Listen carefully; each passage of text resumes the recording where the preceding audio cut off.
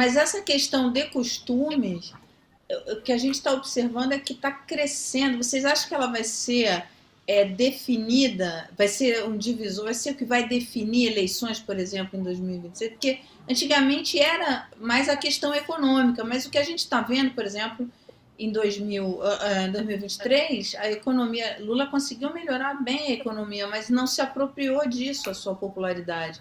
O discurso está muito em discurso de costumes, em a questão do aborto, a questão do jogo, enfim, esse tipo de coisa. Isso daí tende a definir eleições em 2026?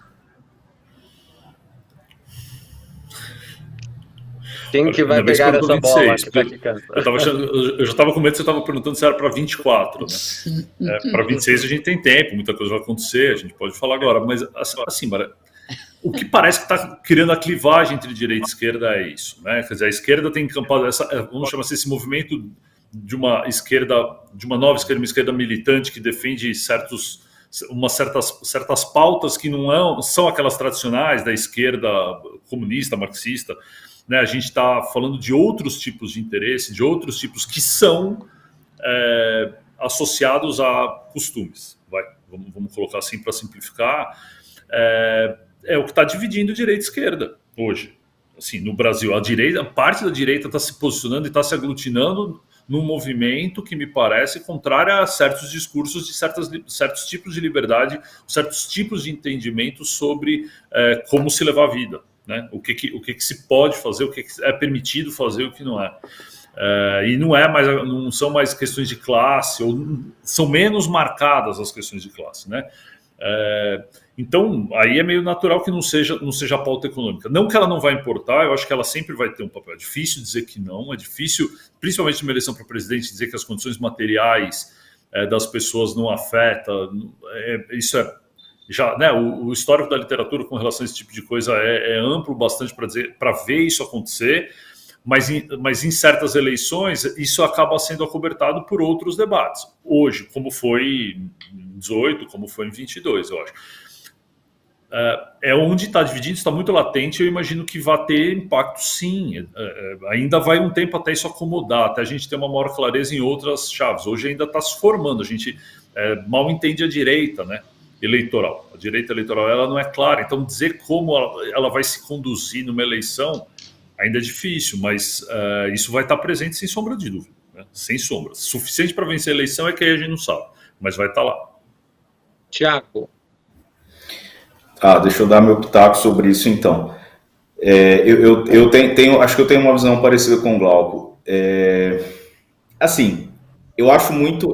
Mara, de verdade, eu não acho que a gente tem elementos suficientes para dizer que o debate sobre os costumes, embora eu percebi que o Glauco também tem alguma reserva sobre esse termo, mas eu acho muito precipitado dizer que o debate sobre os costumes está preponderando, né, enfim, digamos assim, do ponto de vista da agenda pública sobre as questões econômicas materiais, né, digamos assim. E eu acho que a prova disso é que o Lula venceu a eleição em 2022.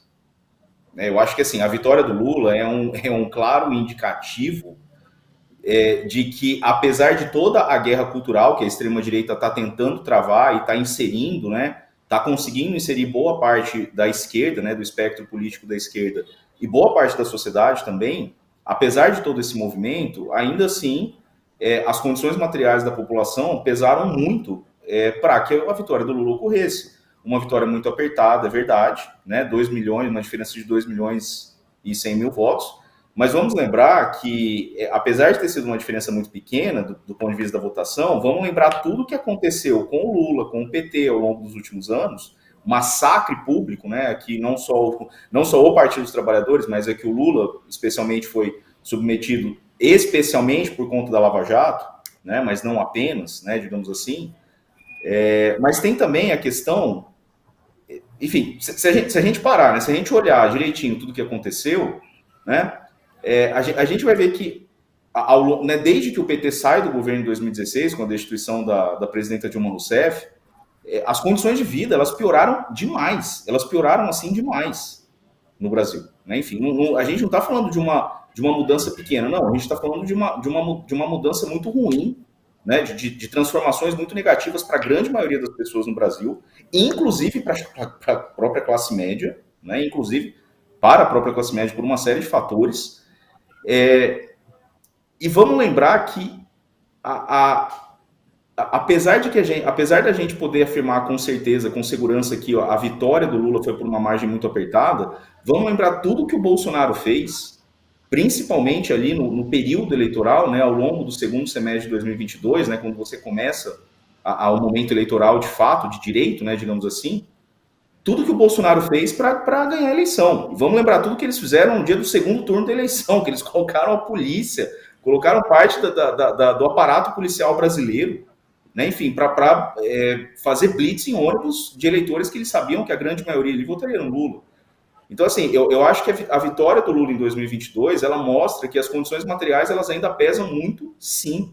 Né? Enfim, e eu acho que você falou uma coisa interessante, Mara, a economia vem melhorando, o Lula conseguiu melhorar uma série de indicadores, isso é verdade, você tem razão. Mas vamos lembrar de uma outra coisa, esses indicadores estão melhorando em relação aos últimos anos. E os últimos anos a gente chegou no buraco. E tem um fator que eu acho que é uma linha divisória, que é a pandemia. Enfim, a pandemia, ela implicou em transformações, assim, do ponto de vista tanto das relações de trabalho, como das relações de consumo, muito brutais, né? Eu vou dar um exemplo aqui, que não é uma coisa que digamos assim, eu estou falando de uma mercadoria que eu tenho plena consciência que não é acessível para a grande maioria da população brasileira, mas que é um termômetro para a gente avaliar, né, como que o poder de compra das pessoas foi deteriorado ao longo dos últimos anos, né? Se você pega, por exemplo, o valor de um carro 1.0, que custava, sei lá, 40 mil em 2015, 2016. Hoje, esse mesmo carro custa 85 mil. Né?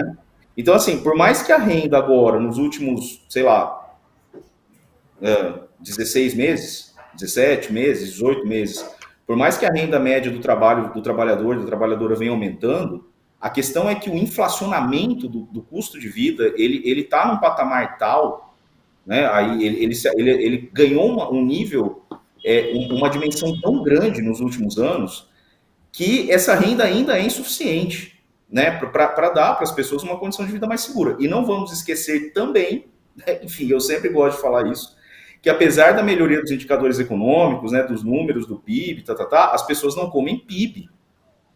Vamos lembrar que apesar da melhora nos indicadores do PIB, o saco de arroz está custando, o próprio Lula falou isso na entrevista, né, Afonso, da Rádio Meio, né? Isso, da Rádio Meio. Que o saco de arroz está custando R$36. Então, assim, a renda subiu 11%, mas o custo de vida nos últimos anos aumentou, sei lá, 40%. Então assim, eu acho que essa leitura, inclusive, que é uma leitura que a gente vê no governo, o círculo no entorno do Lula tem muito essa leitura, né? Não, a economia está bem, o emprego está aumentando, o IBGE divulgou hoje que o número de empregados no Brasil bateu recorde histórico, 100 milhões de pessoas, né? Os empregos a gente está gerando emprego, a renda está aumentando, só que a extrema-direita está ganhando a guerra no campo da narrativa, e é por isso que a popularidade do Lula não decola. Então, a questão que eu coloco é a seguinte, tá? Quer dizer, então, que a vida das pessoas está melhorando muito, só que o problema é que elas não sabem disso porque não tem ninguém que está falando isso para elas.